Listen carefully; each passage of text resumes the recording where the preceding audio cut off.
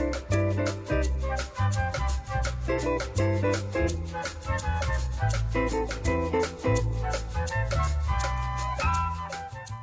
everyone, வணக்கம்.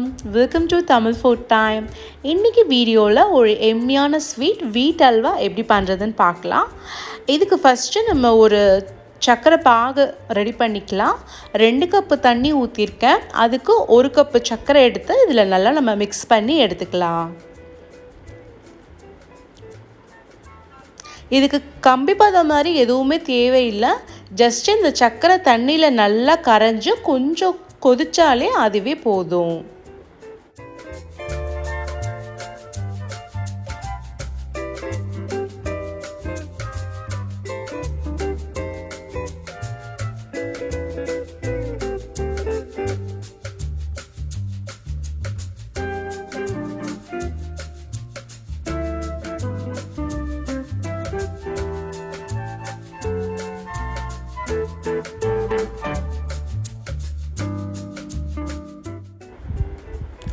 இப்போ ஒரு நான்ஸ்டிக் கடாய் எடுத்துட்டு அதில் 1 கப்பு கோதுமை மாவை கொட்டிட்டு நல்லா சிம் டு மீடியமில் வச்சு பச்சை வாடை போகிற வரைக்கும் நல்லா ஃப்ரை பண்ணி எடுத்துக்கலாம்.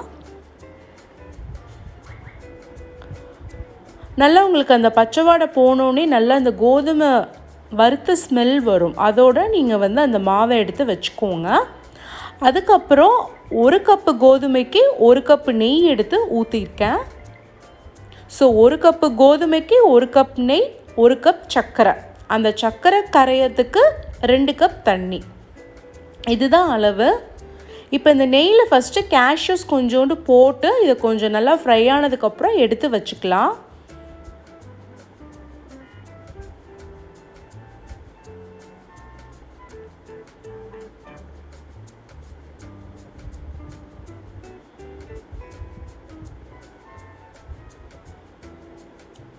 இப்போ இந்த நெய்யில் நம்ம வறுத்து வச்ச கோதுமையை போட்டுட்டு சிம்மில் வச்சு நல்லா கொஞ்சம் கொஞ்சமாக இதை மிக்ஸ் பண்ணிக்கலாம்.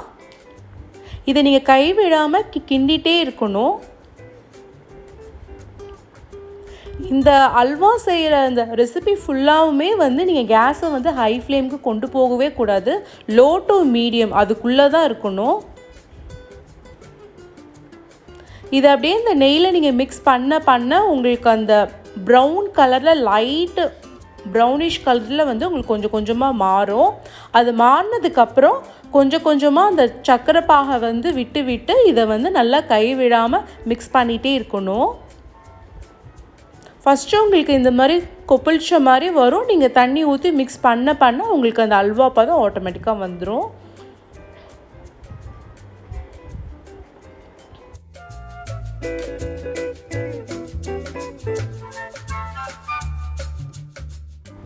நீங்கள் இந்த அல்வா பண்ணுறதுக்கு நான்ஸ்டிக் எடுத்திங்கன்னா உங்களுக்கு பண்ணுறதுக்கு ரொம்ப ஈஸியாக இருக்கும்.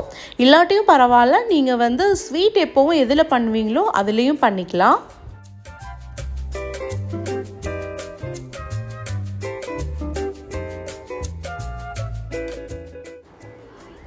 ஸோ இப்போ எல்லா தண்ணியுமே நம்ம கொஞ்சம் கொஞ்சமாக ஆட் பண்ணி அப்படியே மிக்ஸ் பண்ணிகிட்டே வரோம்.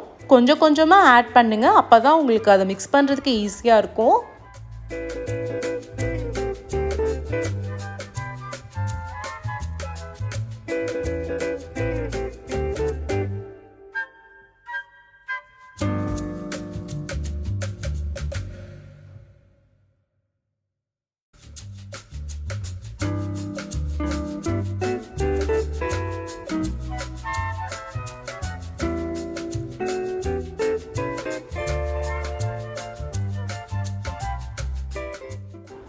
இப்போ இந்த அல்வா பண்ணுறதுக்கு 1 கப் மாவுக்கு 1 கப் நெய்ன்னு சொல்லி எடுத்திருக்கோம். இப்போ உங்களுக்கு நெய் வாடை பிடிக்காதவங்க இருந்தீங்கன்னா நீங்கள் 1 கப் தேங்காய் எண்ணெய் எடுத்து அதுலேயும் செய்யலாம். அதே மாதிரி 1 கப் நெய் ஊற்றணுன்றது இல்லை, ஏன்னா அது உங்களுக்கு திகட்டுற மாதிரி கூட இருக்கும். ஒரு 1/2 கப் எண்ணெய் 1/2 கப் நெய் அந்த மாதிரி கூட நீங்கள் ஆட் பண்ணிக்கலாம்.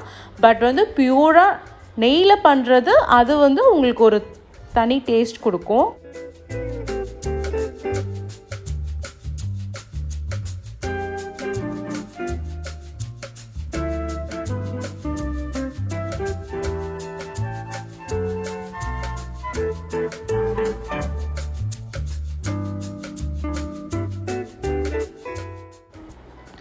ஸோ இப்போ அல்வா ரெடி ஆயிடுச்சான்னு பார்க்குறதுக்கு இந்த மாதிரி ஒரு சின்ன ஒரு ஸ்பூனில் கொஞ்சோண்டு எடுத்து இந்த மாதிரி நீங்கள் தொட்டு பார்த்தீங்கன்னா அப்படியே உங்களுக்கு நைஸாக இருக்கணும். அப்படின்னா உங்களுக்கு அல்வா ரெடி அப்படின்னு அர்த்தம்.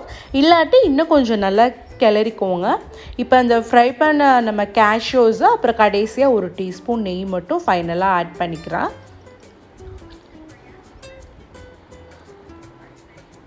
ஸோ உங்களுக்கு அளவு வந்து திரும்பவும் சொல்கிறேன். 1 கப் கோதுமைக்கு 1 கப் நெய், 1 கப் சர்க்கரை கரைக்கிறதுக்கு 2 கப் தண்ணி. ஸோ எம்மியான அல்வா ரெடி ஆயிடுச்சு. இதை வந்து நீங்கள் ஒரு 3-4 டேஸ்க்கு மேலே கூட வச்சுக்கலாம். பட் கண்டிப்பாக 1 டேலே தீந்துடும். கண்டிப்பாக இதை நீங்கள் ட்ரை பண்ணிவிட்டு உங்களோட கமெண்ட்ஸை சொல்லுங்கள். ஸோ இந்த வீடியோ உங்களுக்கு பிடிச்சிருந்ததுன்னா கண்டிப்பாக நம்ம வீடியோவை சப்ஸ்கிரைப் பண்ணுங்கள். தேங்க்யூ.